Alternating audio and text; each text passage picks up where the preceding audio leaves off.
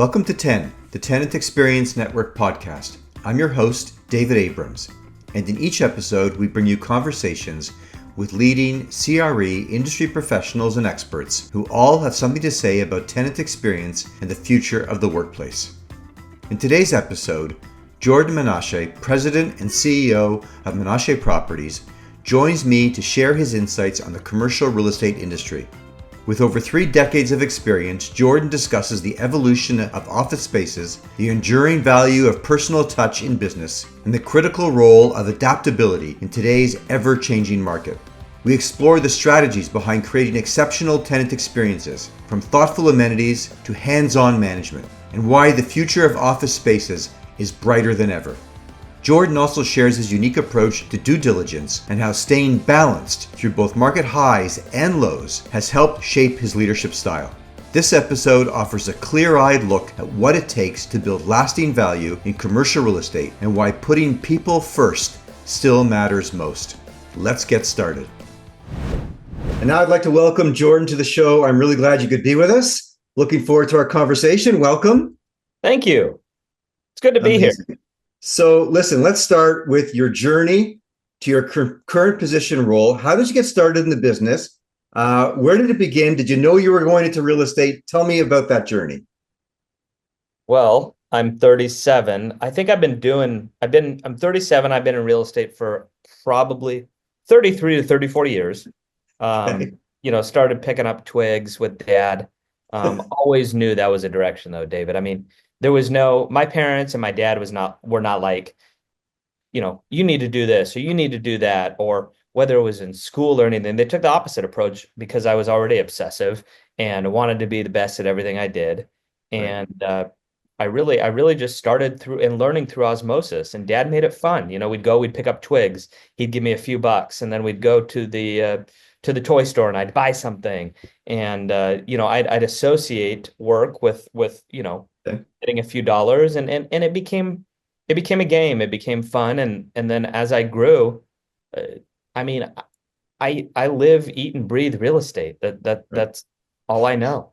And but it sounds like entrepreneurship. It sounds like you learned the idea of, you to your point, working, exchanging for money. So some entrepreneurship early on as well. Yeah, I wasn't going to play pro golf, okay, although I was good. Okay. A 5'3" little fella, so I wasn't going to make it to the NBA. Yeah. I play pro real estate. It's very simple. When I go to golf, I want to shoot 75 or less. Okay. When I buy a building, we buy the building, obviously to make money. That's your scorecard in real estate. And I'm very attracted to the game. It's not my job, it's my hobby. My wife was just yelling at me for that this morning, to be honest with you. Right. It's all I know. So the family was in real estate for long before, and so you kind of had a sense that this was your path as well? I know who buttered my bread. So dad had about 7 buildings in downtown Portland. Okay. And he always had to, and he started as a realtor, and then in 1987 bought his first building in downtown Portland, the Carlisle building, of which we don't own anymore. Okay. I actually sold that. My dad, was very old school. That's all he knew. He didn't have 2 pennies. And again, I know who buttered my bread. And he, when I came in, it was like 3 years of really just kind of learning from him, 3 years of developing my own kind of new school opinions, 3 years of probably a little bit of back and forth fighting, maybe we'll call it. And he did a hell of a job letting go. And I took on some good, fixed debt to propel our first kind of tranche of growth. Then we were in the second tranche, and then we'd buy buildings all cash, and then we'd put debt on them. Okay, the market changed a little bit. We were selling then smaller buildings like the Carlisle building in downtown Portland. We would exchange, and that would go into another, asset. We'd pay cash, and then we'd take debt out.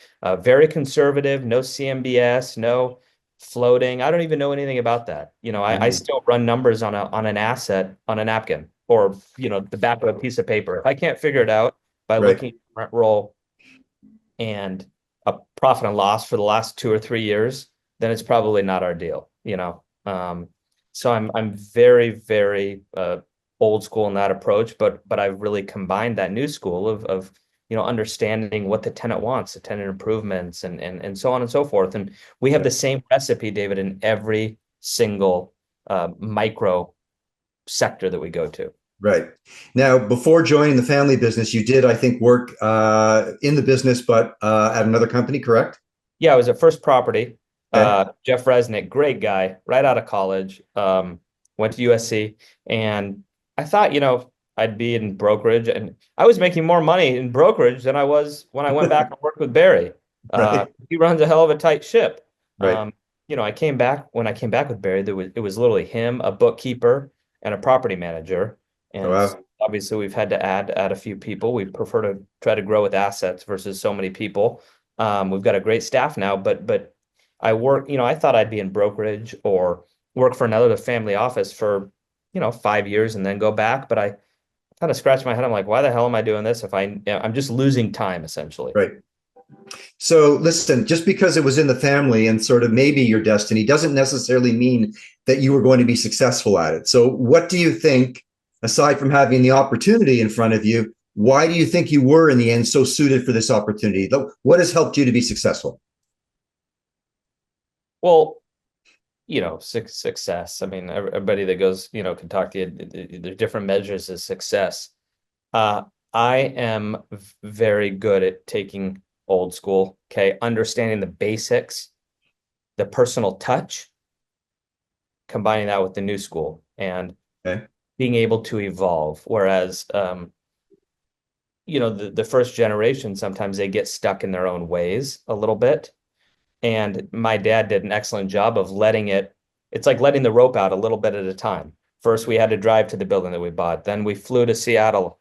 Then we flew to Denver. Then we flew to, Dallas. And now we're in Chicago. So letting go over time. And that's a whole nother discussion on family business and how to do it right, how to do it wrong, where there's mishaps, where there's missteps, how to avoid the next generation from ending up in litigation and problems and so on and so forth. Happens all too often, right? Yeah, I'm good at putting things in their own, as we call them, folders or jackets, whatever you want to call it. There's problems every day, but remember, whenever you feel like something's not going good, when it's going bad, it's really not that bad. And when Right. you're rolling and you feel like you're doing great, it's really not that good. Right. Stay kind of level. And I've really and I'm still every day working hard to staying level. And I think it helps you make more astute business decisions, from the small ones all the way up to the big ones, like buying an asset. Interesting. So, certainly there's been a lot of change in our industry, and I think we're going through a period of time where, the world itself, the industry itself, and certainly the way technology is impacting commercial real estate, there is a lot of change, and we're certainly seeing it from a purpose perspective. The purpose of office, the purpose of space. We'd love to get your thoughts on how you see the industry changing from just being a provider of space to being a provider of a place where people want to be. We call destinations of choice. They're coming now for more than just to sit at a desk and work. They're coming for different reasons. Just wondering what your thoughts are on how not only commercial real estate at large, but how your business is changing, evolving to meet the needs of today's workforce. Okay. First thing, you can't replace personal touch. Okay. Mm-hmm. And we're playing in a unique kind of playground in that I buy institutional sized deals, but Right. I'm not an institution. Okay. Okay. Right now, for instance, that's working really, really well, like in Chicago or the Denver Tech Center or even downtown Portland. Okay. If there's 10, 10 buildings that a tenant is touring for 10,000 square feet in Mm-hmm. any of those cities right now, 6 of them are ghost buildings. Okay. They can't do a deal. Okay. So now we're down to 4, and we're one of the 4. 2 of them are going to be institutionally owned, Mm-hmm. and it'll take them 6 months to make a decision, or they're going to wait for the next deal to get the higher rental rate, of which now tenants really care as the economy begins to soften. And that puts us in the position you can raise net operating income, remember, by A, increasing rental rates. Of Right. course, drop expenses, but A, increasing rental rates, or B, decreasing vacancy. Right. like increasing occupancy. Get tenants in the door, treat them well, and Stay hopefully, longer. and that's the recipe. This Right. this this nonsense, okay, that it was the end of office is a bunch of BS. It was an overreaction. Anybody can say what they want. We started seeing it, you and I and everybody else. About 6 months ago, you'd start seeing little trickles of good news and green shoots, as they'd call it in office. Now the faucet's on, okay, and you're going to start to see it went from fear. Now you're going to start to see greed kick in. And when it does, when New York Life starts buying in downtown San Francisco and Blackstone in New York, and then it's coming in Chicago, okay, that's when everybody starts to jump on the bandwagon. It's been all about data centers, okay, and I don't even know what the hell happens in those data centers, but I know that all of the people that leased data centers are not making money. We know that Meta and Amazon and Microsoft, and they are. But what about the guys that aren't? Eventually, just like stocks and companies, you need to make money in order to stay afloat, especially in an interest rate environment like this, which is, completely different than it was just 5 years ago. During COVID, everybody overreacted, just like everything in life. I mean, my iPhone, okay? For years, you and I were using the string. The string, connect to your iPhone, you put it in your ears. Then everybody went to AirPods. Next time you're in an airport, look around.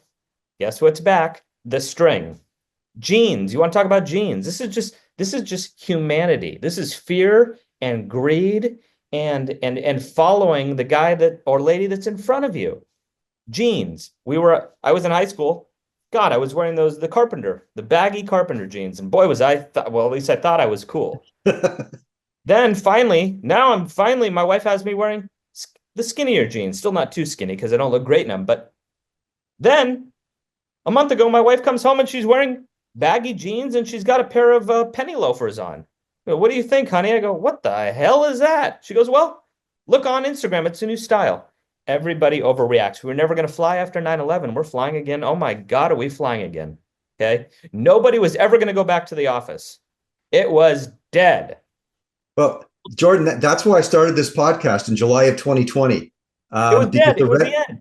The rhetoric at that time was the world was coming to an end. No one was ever going to come back to an office. And I started this podcast specifically to talk to people in the trenches, what was going on each and every month, so that I could, as I continue to roll out new episodes, it was always a barometer on how the world was changing. And I always said, and I didn't say it too loudly, but I always knew and said that I think the world will look more like it used to than it does now, the now being during the pandemic. And it's happening. And it's not that I think the before is better. No. I think what has come out of the pandemic is this notion of flexibility, the notion that we can work from anywhere, and we have the flexibility to choose where and when to work. But office is still an incredibly important place in now a much larger workplace ecosystem. That's my perspective. David, people need people. Yeah. People are more collaborative, people more innovative, people more productive when they're with people. Okay. People are happier when they're with people. And if you look at what's happening now, specifically in the office sector, it's actually not only coming back, but it's prized, and literally the pump is primed to boom once again. New York, if you want to go into a Class A building in New York and you're a 10,000 or 20, there's no space. They're out of space. Right. Supply for office is going negative, is going down, and demand is now going up. Well, we learned that in 8th grade, economics 101. So that's our take on it. We take care of the customers. Yes, the world is changing. The world is always going to change, for good or for bad. So, it's such a fun, you speak to people. There are some running from office. There are some who run from office, but then run back to it. And there are some that are running towards it. You seem to be running somewhat towards it. You've made acquisitions. You believe there's opportunity. I, like you, believe that there is a value and purpose in office if done right.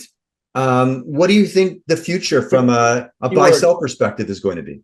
Keywords, done right. Yep. Done right. I'm not going to name names. And by the way, there's going to be massive winners out of this. Right. And some of the winners are going to be the ones that have been losing. Right. Let's call out Blackstone. Okay. Giving Give it back back over to the here, bank. but buying fantastic deals over here. Right. XR, Vernado. This happens every time. We Right. just want a little piece of the pie. Okay. Right. There's enough real estate out there for everybody. Mhm. But it's fascinating to see the overreaction and overcorrection of anything and everything in our lives. I bet you in 15 years, I'm going to be wearing a goddamn suit again to the office. It's the way it is. It's the way it is. Yeah. I mean, look at your car. Your car has got very few buttons now, and it's got a screen. And then you touch the screen. Well, you get schmutz all over your screen now, right? My handprints, fingerprints, my kids. I bet you in the next 5 years, 10 years, you're going to have a bunch of buttons Go on it. back. Go back to the buttons. This is just basics. Yeah. The And other day we had to learn. We had to figure out how to reboot the software in the car. yeah, Like the flickers wouldn't flick. oh, yeah. The rear mirrors, the rear cameras didn't work, and it needed a reboot. So and we don't think about it. David, let's go back the done right thing. Yeah. A lot of folks, my age and really specifically older, are excellent buyers. Okay. But let's be real clear. Anybody with that talent can buy right. An older man who's a billionaire, actually about 77 years old, told me that if you buy a garbage disposal machine at a good enough price, you can make money on it. There's some truth to that. You make your money on the buy, but you have to be able to operate and you have to be able to execute. And you have to be able to do it quickly. And you have to, if you say you're going to do something, you better do it. So we've zeroed in on this notion of doing it right. You've shared that obviously one way to make money is to keep tenants longer and to reduce churn. I wholeheartedly agree. It's a lot harder to get a client than it is to lose. That's where the focus needs to be. You've worked so hard to get them. What is right? That's a question. So what does right look like to you in office today? It's knowing what a building wants to be. I know that sounds absolutely absurd. And now I'm going to tell you that when I buy a building or when I'm in due diligence to buy a building, I'll stand outside on a corner and look up for 3 hours and then I'll sit in the lobby and see who's coming in, who's going out. Is there music? Is there TV? Is the lobby activated? Are there the proper amenities for that particular asset? Okay. If the answer is yes, we move forward. Assuming all the numbers and the due diligence and everything else checks out. If the answer is no, we don't say we're out. What can we do to make it or position it in a way that it wants to be what it wants to be? Montgomery Park in Portland, Oregon, the third largest office building in the state of Oregon. Famous, the old Montgomery Ward building. Okay. It was just, there was the same building, larger transaction just traded in Chicago to Mr. Sarver and his group. The group before us paid $255 million for the asset. Okay. They wanted to make it, I'm just going to use the Taj Mahal. Beautiful. I've seen the book, 60 pages of bars and multifamily and restaurants and this park and that park and take your dog here. And let me tell you, Mr. Ward in his grave said, no. That's not what this building, this historic 100-year-old building on 18 acres wants to be in Portland, Oregon, just outside of downtown and next to one of the largest parks west of the Mississippi, Forest Park. It said no. It ended up back with the bank. I think we paid somewhere between 30 and 33 million for the asset. Have to understand though what the building wants to be. Does it need a fitness center? Yes. The answer is unequivocally yes. Does it need a $5 million fitness center? The answer is unequivocally no. It needs a $700,000 fitness center with the right equipment that people are going to use and not just look at. That's just one example. Does it need a food and beverage? Yes. Does it need 6 restaurants? Absolutely not. Knowing what a building wants to be, 230 West Monroe, did the lobby need to be updated? The answer is yes. Did I need to spend $2 million on it? The answer is absolutely no. So how do you do things tastefully and in a way that people will notice without breaking the bank and gold plating them when they don't need to be gold plated? So you've zeroed in, without saying it exactly, you've zeroed in on this notion of experience, that even when you're deciding to buy a building, you go and physically situate yourself in proximity of the building, in and around the building, and you try to get a sense of the experience. What does it feel like? What is it going to look like? What is the flavor that you need to create to make people want to be there? So it's a great segue to a conversation around this notion that, buildings are really all about experience now. It's no longer, just space rental. You're not in that business anymore. So you're already thinking about it. What are you doing to help bring that experience to life? And is there any connection to any technology that you're using that's helpful in the delivery of that experience? Yeah. And part of the experience that I strive for and we strive for in every micro market that we're in, the West Loop of Chicago, the tech center, it could be a 3-block radius. I want to be the best value too. Okay. So I got to be clear about that. Value does not mean cheap. Value is, what does a tenant get for what does a tenant pay? Right. And I want to be the best value for sure, the best gym within a $10 per square foot range of anyone around me. Okay. Right. The best food service, the best amenities, the best, you talked about technology. Now we're using Cove and Profia and of course CoStar. And I mean, there's many technologies, but Cove has been a good one lately. Building engines is good.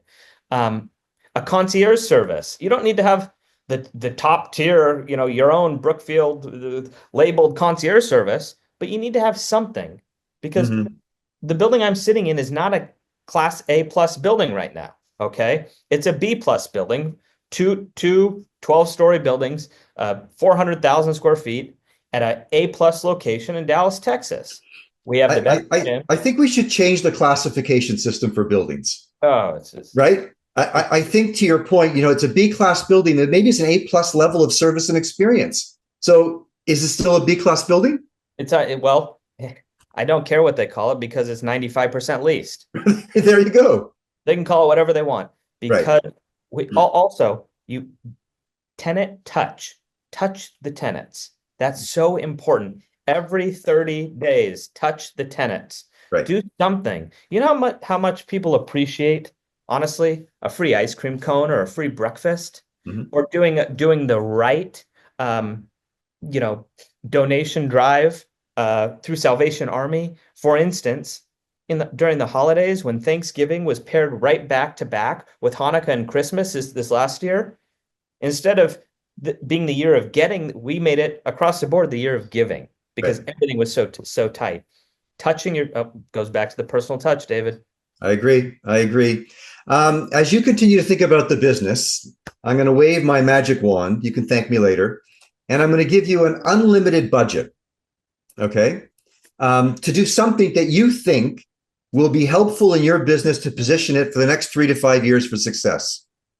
So, if you all of a sudden had a treasure chest of dollars available to invest, to build, to create, what would you do? What 1, 2, or 3 things would you do within the confines of the commercial estate industry to really position Menashe Properties for success? Well, I love building spec suites. I think you can control, again, it goes back to controlling your costs. If you understand what the building wants to be and what the tenant wants in any particular micro market environment, spec suites are I mean, we're doing them in Portland, Oregon. Who the hell is building spec suites? 20,000 square feet of spec suites in downtown Portland right now. I'm trying it as a litmus test. Right. People want, when I go to look at a new car, which isn't as often as my wife would like, but same car forever. But when you go to look for something, or I go and get a new iPhone, I want it now. Yeah. We're in a now world. You know that. I wholeheartedly agree. Being able to walk into a space, it does not matter if you're in Portland or New York, okay, that is furnished, and saying, wow, that light fixture is cool. It doesn't have to be the most expensive light fixture in the world. Could have got it off Amazon. But boy, that's very tasteful. And being able to envision, okay, I think that is a big, big, big selling point. It gives you a massive advantage in today's world. And I think it's going to continue to as things speed up. I mean, things are moving so quickly. I think that gives us a great advantage. I'm not going to go into the AI and the robots because I'm not smart enough. Um, but I think I mean, yeah, I would buy. I would continue to buy. I think although I think that the market, I don't think the market did unequivocally bottom across the Hmm. board. Remember, people were buying slamming deals from 2000, end of 2009 to 2016, and that's when greed kicked in and things started to ramp up a little too high and so on and so forth. So obviously I would buy as well. From it, but and then again, I'll harp on it. You can't replace a personal touch. Right. Um, so there's no amount of money that can replace that. Taking care of the customer. If it's a restaurant, you got to do it. If it's a grocery store, you got to do it. If it's an office building, you got to do it. And that goes right back to what you were saying about the experience. Create an Right. experience within your little ecosystem that people appreciate and want to be at. Right. We'll talk more about experience and hospitality shortly. Let's take a short break and we'll be right back. Thanks. This episode of 10 is proudly brought to you by Hilo. Hilo is a rapid deployment workplace engagement platform for the hybrid world that enables building operators to connect to their tenants, whether they are at work, at home, or anywhere in between. We are in the midst of a seismic shift in the evolution of the workplace. Now more than ever, it's clear that the most important asset of a building is the people. Commercial real estate leaders recognize that tenants and employees want new kinds of spaces, services, and amenities to support having the flexibility to work from anywhere. Workplace engagement solutions that connect hybrid working people to buildings no matter where they are have become a major differentiator as buildings compete to retain current tenants and attract new ones. Hilo empowers building operators to meet this challenge. To learn more about Hilo and schedule a demo, visit hiloapp.com. And now I'd like to welcome back to the show Jordan Menashe, Principal and CEO of Menashe Properties. Thank you. Again, Jordan, I'm really glad you could be with us today. Thanks. Let's pick up on a theme we were just chatting about.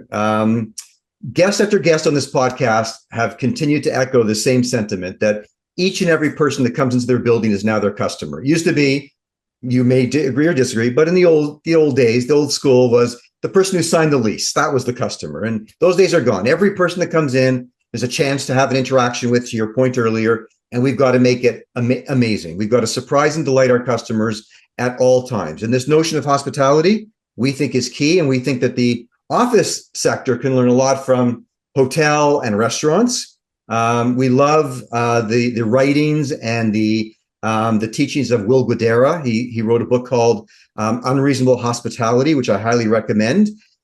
This whole notion that we are now entering or are in a hospitality era, and every industry needs to think about how we interact with our customers. So I'm just curious, as buildings compete, we talked about the different classes of the buildings. I don't think just Class A buildings are the only ones that can compete. I think any building can also compete on the level of service and experience, and start to erase those definitions of Class A, Class B, Class C. But just curious about, how you think that's going to continue to impact your business and the industry at large. It's the old saying, treat others how you want to be treated. Okay. From top down in our small organization, the 300 square foot tenant and the 300,000 square foot tenant are treated the exact same. Yeah. It doesn't matter if you're the CEO, the chief marketing officer, or a property manager, or the janitor. Okay, it just doesn't matter. We treat everybody the exact same, and it goes back to the basics. We were just talking about old school and new school. The old school approach is treating everybody with respect, and putting, I think, the right teams together at the corporate level, but also at the building level. I think that is extremely important, motivating people. Some of these larger institutions and even larger family offices, they don't appreciate the people that are actually working physically in the buildings, from the security to the janitors to the engineers to the property managers, all the way up. Takes a village, right? Yeah, and I go into Chicago, and I'll bet you, I know that those guys, Mark and Scott, okay, they're excited to see me, the Right. engineer. They've been there a long time, and they know that I appreciate what they're doing. They're our first line of defense. They're going to change the light bulb or take the complaint from whoever it might be. And I think if you really try to culminate and put the right team together, you're setting yourself up to succeed. It goes back to taking care of the customer. Right. And again, we have many customers today, and it's our commitment. When I ran my agency before founding Hilo, Brookfield Place was my first client in Toronto, a absolutely magnificent Class A property. But I also had smaller buildings, in and around the city. And my philosophy was it didn't matter who you were. If you were a client to the agency, you got the same level of service. If you were a client to the agency, you got the same level of my attention. And that's why we kept our clients as long as we did. There's just you didn't define by size or class or not a good way to do business. If you start to do that, things can actually will go the other direction on you. Right. Right. Agreed.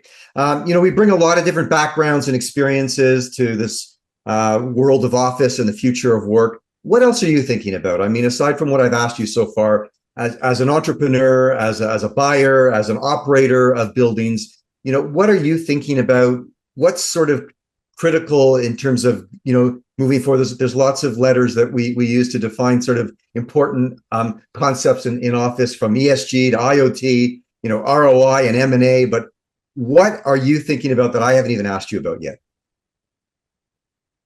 I think, being on the younger side of things, at 37 and being, I guess, quote unquote, in charge. Yes. There's a lot of stress, and that's why I'm losing most of my hair. but I love traveling and looking for the next best thing. Okay. I think it's so fun. And tenants are so appreciative, whether it be 2 years ago, a cold plunge, or an indoor pickleball court, which is hot now. And these are trends. These aren't going to nothing lasts forever, right? We're changing all the time, but I love looking for the next gimmick, the next best thing that the tenants can enjoy, that I can enjoy when I go to the building. Right. Whether it be a new game center with the arcade games. It goes back to not just being a place to go, but being a place to go and enjoy, and enjoy with your colleagues and your friends. And the more you do that, the more productive they'll be, the more happy they'll be, the more likely they'll be to stay. Right. Real estate's always going to change. Right now everybody's loving data centers and industrial, and they were loving multifamily. But remember, in 2020, it was the end of retail. Amazon, I'm a big stockholder, but Amazon owned retail. It was the end. I was cleaning my packages with Lysol and gloves and a mask, the whole thing. My Amazon packages. In Portland, Oregon, dare would I go to a grocery store in the middle of COVID?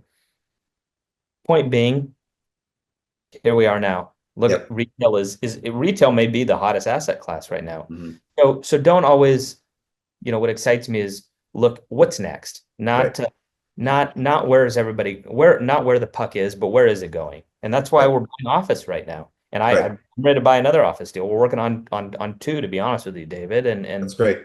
I can barely wait to close one or both. I love it. It's great to hear. And I definitely think that opportunity is real. And I've heard those that are, have gone on to say so much as that the supply and demand, we're going to have a real crisis, perhaps 5 years from now, because there's no new build.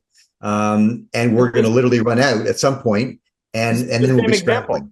This is the same example every time. Just an overcorrection. Everybody overreacts to everything. Right. So now you're right. Now we're not going to see any spec office buildings, maybe in New York, but go up for the next at least 5 years, because nothing's coming out of the ground, maybe 10 years. And then we're going to have a crisis because we're not going to have enough office space. Right. What does that do for the lower tier buildings? Well, it's a trickle down effect. Right. And nothing gets built overnight. It's not an industry where you can sort of correct it over 1 to 2 year period. Just getting approvals and plans, and that could take 2 to 3 years. So it is a long leash there, right? I that's why I don't develop. I've got the attention span of a monkey. Right. Jordan, let's get to know you a little bit more. Our closing speed round is an opportunity to ask you some very pointed questions, get your perspective on a few different fronts. So looking back over your, short, long. You're still got a lot of career ahead of you. But what is the one piece of advice you wish someone had given you when you were first starting out? A lot. Expect the unexpected, I think, is probably I've learned obviously the last 5 years that's been a prominent theme, but expect the unexpected. Anything can happen at any time. Right. And not letting again, when something's not going your way, it's really not that bad. And when something's going really, really well and you feel like you're on top of the world, it's really not that good. Mm-hmm. Stay Stay centered. the course. Stay the course, stay humble, but Okay. really expect anything. Okay. Is there a favorite book or podcast that has positively affected your approach to work or life?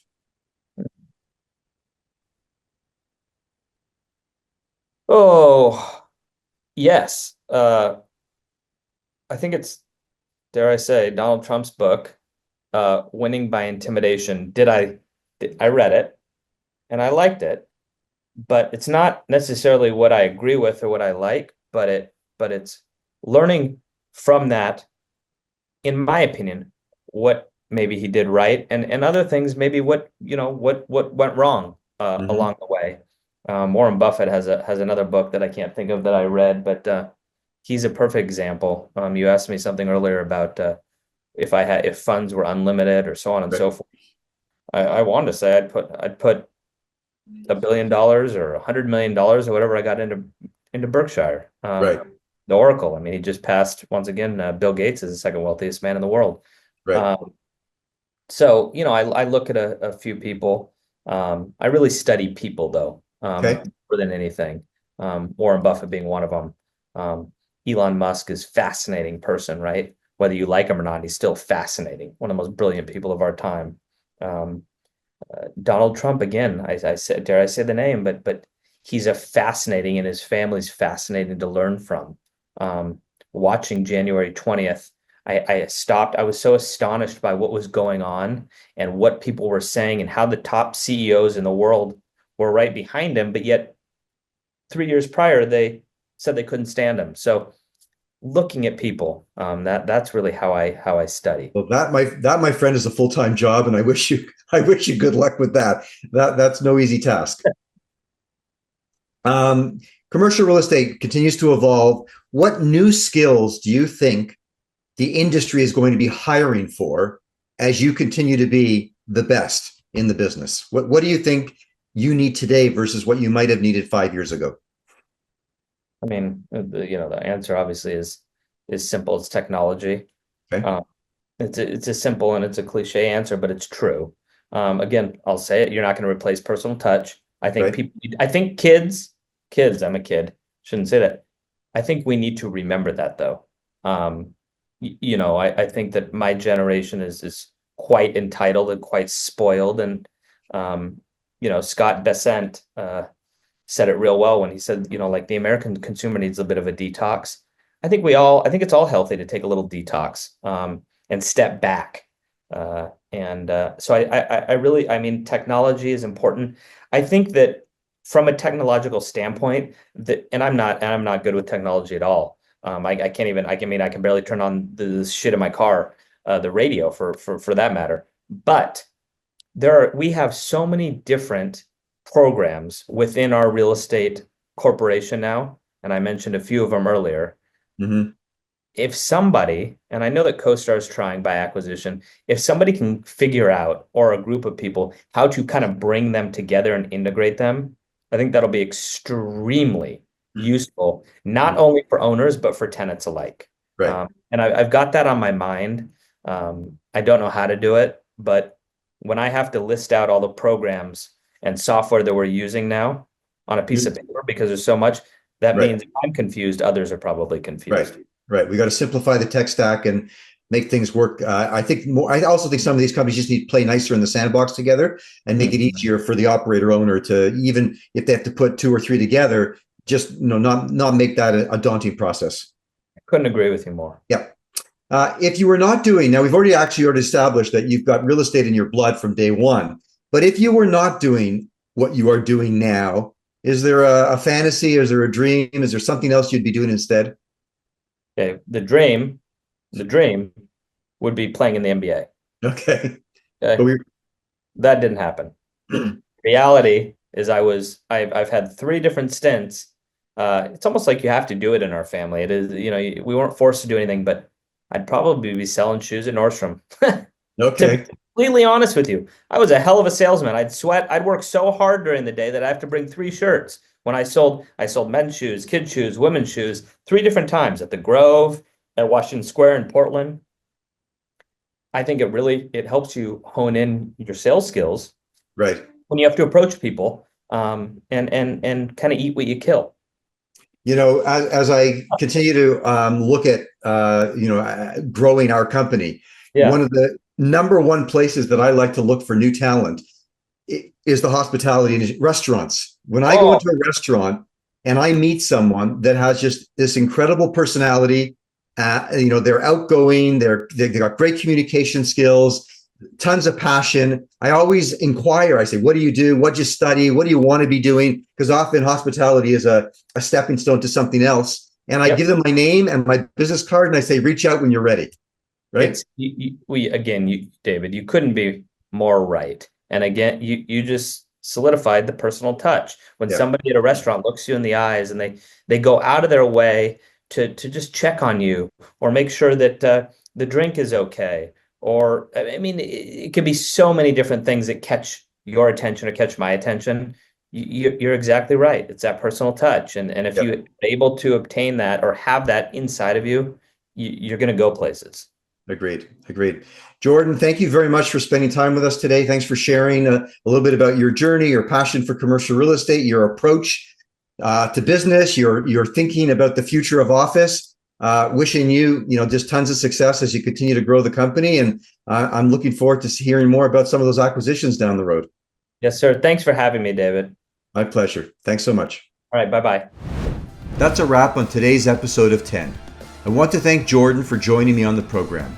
If you enjoyed this episode, don't forget to subscribe and leave a review. It helps others find the show. Thanks for listening, and until our next time, I wish you all continued success in building community where you work and live.